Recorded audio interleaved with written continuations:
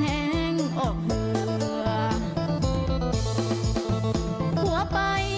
กินเหล้ากินเบียร์มื้อใดก็เมียไปเอิ้นนำทุกเทื่อบ่มามันลดเป็นตาเบื่อบ่มามันลดเป็นตาเบื่อคันผัวบ่เมื่อเพิ่นก็ว่าให้อายผัวไปก็บอกจะไปหาเงินแต่แล้วไปเพลินกับผู้หญิงคนใหม่เมียเว้าเจ้าก็บ่สนใจเมียเว้าเจ้าก็บ่สนใจเมียบ่ให้ไปผัวก็บอกคื